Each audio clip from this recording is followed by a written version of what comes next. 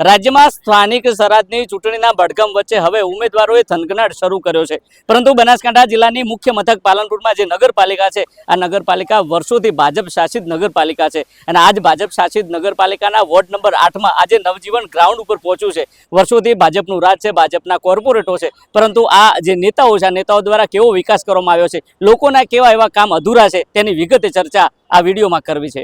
વૈષ્ણવજન તો તેને કહીએ જે પીડ પરાઈ જાનાને રે। નમસ્કાર, હું છું દિનેશ ઠાકોર। નવજીવન ન્યૂઝમાં આપનું હાર્દિક સ્વાગત છે। વાત સ્થાનિક સ્વરાજની ચૂંટણી છે। આ ચૂંટણીના ભડકમ વચ્ચે જે નેતાઓ છે, નેતાઓની ઉમેદવારી માટે થનગનાટ શરૂ કર્યો છે। એટલું જ નહીં, પરંતુ જે ભાજપ કાર્યાલય હોય, કોંગ્રેસ કાર્યાલય હોય, જે નેતાઓ દેખાતા નથી, એ નેતાઓએ પોતાનું ઉમેદવારી પત્ર નોંધાવવા માટે એક મેળાવડો કર્યો હતો। આ મેળાવડામાં મોટી માત્રામાં જે નેતાઓ હતા, નેતાઓ જોવા મળ્યા હતા। જોકે નવજીવન દ્વારા ગ્રાઉન્ડ રિપોર્ટ કરવામાં આવ્યો છે અને આજે પાલનપુર નગરપાલિકાની જે વોર્ડ નંબર 8 છે, 8માં પહોંચ્યા છે। જોકે સ્થાનિક લોકો છે, લોકોને પૂછવાનો પ્રયાસ કરીશું કયા પ્રકારના જે કોર્પોરેટો અગાઉ હતા, તેમને વિકાસના કયા એવા કામ કર્યા છે, કયા એવા વિકાસના કામ બાકી છે। દાદા, શું કહેશો, કયા પ્રકારનો વોર્ડ નંબર 8માં વિકાસ કર્યો છે, કયા પ્રકારના કામો અધૂરા છે?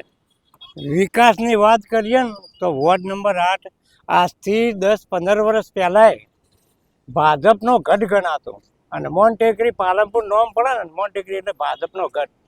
પણ આ છેલ્લા 10-15 વર્ષથી જે બી કોર્પોરેટર હોય ને, એમને ભાજપના ગઢમાં એસિડ જ વેળ્યું છે। એટલે હવે તમે વિકાસની તો વાત જ ભૂલી દો ને સાહેબ। કેવા દાદા પ્રશ્નો છે કે લોકોને હજુ સુધી તેનું નિરાકરણ મળ્યું નથી? અરે બધા જ પ્રશ્ન, કોઈ પ્રશ્નનું નિરાકરણ આવ્યું જ નહીં। પ્રશ્ન એના જ ઉદ્ભવ કરી અને એનું નિરાકરણ કદી લાવું ના, એમાં પબ્લિક હેરાન થાય। મુખ્ય કયા એવા પ્રશ્નો છે કે લોકોને હેરાનગતિ ખૂબ થાય છે? એક તો પહેલો આ મેન રોડ, એગોલા રોડ એ મેન, અને બીજા નંબરમાં લડવી નદી। આ બેનું સોલ્યુશન આવે તો પ્રજાને 50% રાહત થઈ જાય। તો એગોલા રોડ કોમ દીપી ઉઠે એમ, પણ એને જ બગાડવાની કોશિશો કરી આ બધો ભ્રષ્ટાચાર કરી ના તો રોડ પોળો કર્યો અને ના લડવી નથી સારી કરી।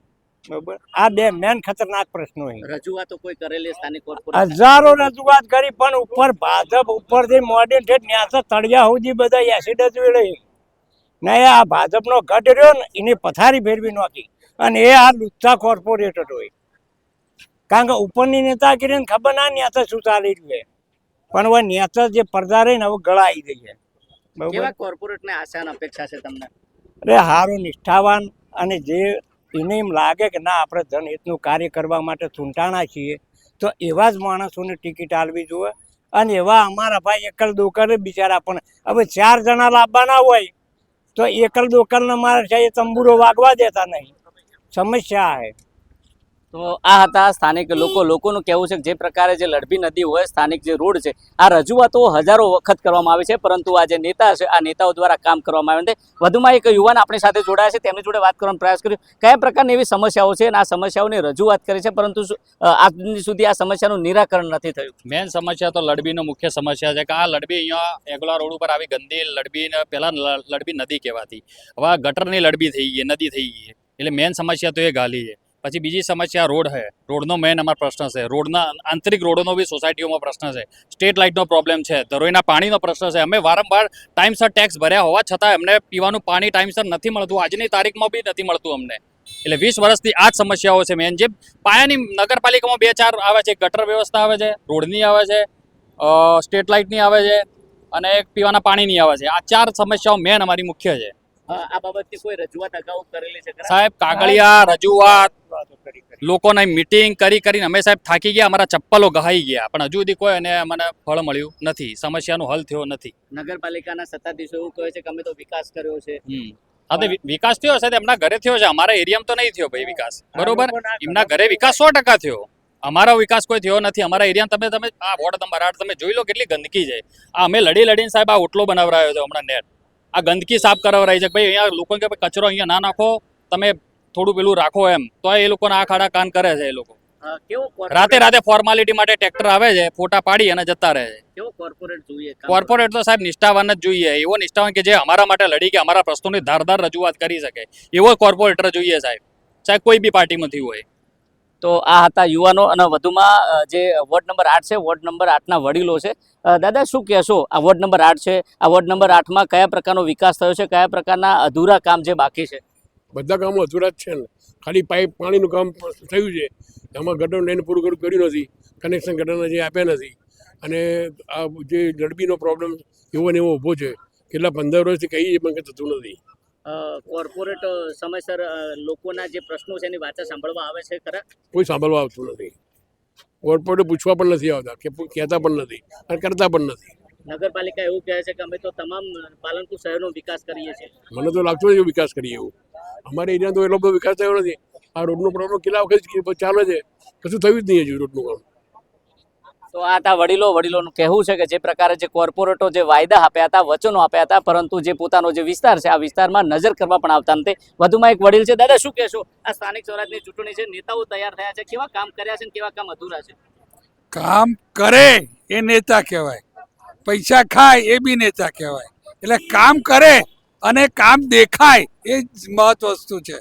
જરૂરિયાત જેને બી જે કામ હોય, દરેક ગટરનું હોય, રોડનું હોય કે સફાઈનું હોય, એ કામ થતું હોય તો એ લોકોને આનંદ આવે, તો બધું સારું દેખાય.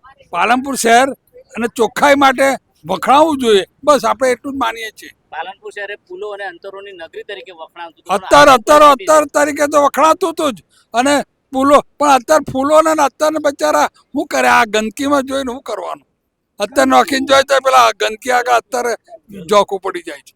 એટલે આ તકલીફ આ જ છે. એટલે આપણે અને બધાનો વાંક છે એમાં, કોઈ એકનો નથી. એ બચારો એકલો શું કરે? પણ બધાનો સપોર્ટ થાય અને કંઈક સુધારો થાય એવી આપણી ઈચ્છા છે. બસ ભાજપ એવું કહે છે કે સૌની સાથ સૌનો વિકાસ, નગરપાલિકા કહે છે. ખરેખર તમારા વિસ્તારનો વિકાસ થયો છે ખરા? હું જવું રહું છું ને, એ તો વિકાસ જ છે મારામાં, મને ખબર છે. પણ બધે થવો જોઈએ, કારણ કે દરેકને ચાન્સ મળવો જોઈએ. તમારી ઓળખાણ અને મારી ઓળખાણ તો એકબીજાનું કામ થઈ જાય, પણ વગર ઓળખાણવાળાનું થાય એ કામ મહત્વનું છે. તો આ હતા સ્થાનિક વડીલોનું કહેવું છે કે જે પ્રકારે જે વિકાસની વાત કરવામાં આવે છે, પરંતુ જે સ્થળ ઉપર જોવા જઈએ તો વિકાસ દેખાતો નથી. આ તમામ બાબતને લઈને વધુમાં એક યુવક આપણી સાથે જોડાયા છે, તેમને પૂછવાનો પ્રયાસ કર્યો. શું કહેશો, આ જે કોર્પોરેટો છે વિકાસના કામ કરે છે અને કરે છે તો કેવા કામ કર્યા છે અને કેવા કામ અધૂરા છે અને અધૂરા કામની કેટલા વખત રજૂઆત કરી છે? પહેલાં તો તમે જે પ્રશ્ન કર્યો ને કે કરે છે, એમાં એકાદ છે જે કરે છે, બાકી બધા શોબાજીવાળા છે. વધતા કે સરકાર ગ્રાન્ટ ખૂબ આલે, એ ગ્રાન્ટનો કઈ રીતે સદુપયોગ કરવો એ કોર્પોરેટર કે જે સત્તાધીશ હોય એના હાથમાં હોય છે. પરંતુ આ સત્તાધીશો જે છે અમારા વોર્ડના, એમને તો કરપ્શન સિવાય કોઈ પડી જ નહીં. અહીંયાનું મહિનાનું કરિયાણું ચોથી નીકળે એની વાત હોય, ગાડીઓના હપ્તા ચોથી નીકળી એની વાત કદાચ હોઈ શકે, ત્યારે આ બધું આટલું બધું કરપ્શન કરતા હોય. વારંવાર રજૂઆત કરો છો તે છતાં એ આ ખાડા કાન કરે કે ભાઈ થશે થશે થશે. પછી આ વોર્ડ નંબર 8ના કયા પ્રકારની સમસ્યા ખૂબ અતિ ગંભીર છે? અતિ ગંભીર કઈ સમસ્યા નથી. એ કહો, ગટર જુઓ તો એ બનાવી છે, ગટર ચાલુ છે, અમુક જગ્યાએ થોડું કામ ચાલુ છે. આ તો થોડું શું રોડ રસ્તાનું કામ હોય તો થોડી સમય થાય, એવું નથી કે નથી જ થયું. પરંતુ જે લડબી નદીમાં જે દૂષિત પાણી 2015માં આ ભાજપ શાસિત નગરપાલિકાએ જે અંદર નાખ્યું છે, એનો આ લોકો નિકાલ કરી શક્યા જ નથી. માત્ર ને માત્ર વાર્ષિક ટેન્ડર કરીને એક સફાઈમાં હેટાચી મશીન ઉતારી ખાલી ફોર્માલિટી કરીને એના લાખ થયા તો 50 લાખનું, 50 થયા તો કરોડનું બિલ બનાવી અને મૂકી દેવાનું. વચ્ચે તમે સત્તાનો વ્યક્તિ હોય, અને અમે તો એવા વ્યક્તિને આ વખતે પસંદગી કરવાના છીએ, ભાજપ હોય, કોંગ્રેસ હોય, આમ આદમી પાર્ટી હોય કે ચાહે કોઈ પણ પાર્ટીનો હોય સત્તાધીશ, એનાથી અમને કંઈ વાંધો નથી. એ કામ કેવું કરે છે અને કામમાં અમને વચનો આપીને પછી અમારા જોડે ઊભા રહે છે કે નથી ઊભા રહેતા, એ જ જોવાનું છે. તો આ હતા વોર્ડ નંબર 8ના લોકોનું કહેવું છે કે જે પ્રકારે જે વિકાસની વાત કરે છે, પરંતુ સ્થળ ઉપર વિકાસ નહીં પરંતુ વિનાશ છે. કોર્પોરેટરને રજૂઆત કરીને સ્થાનિક લોકો થાક્યા છે, પરંતુ આ કોર્પોરેટો તેમનું સાંભળતા નથી. આ આવનારી જે ચૂંટણી છે, આ ચૂંટણીમાં યોગ્ય અને નિષ્ઠાવાન કોર્પોરેટ મળે તેવી માંગ કરી રહ્યા છે. જોઈએ આવનાર સમયમાં ભાજપ અને કોંગ્રેસ દ્વારા કેવા ઉમેદવારો આ મેદાનમાં ઉતારવામાં આવે છે, તે તો આવનારો સમય બતાવશે. દિનેશ ઠાકોર, નવજીવન ન્યૂઝ, બનાસકાંઠા.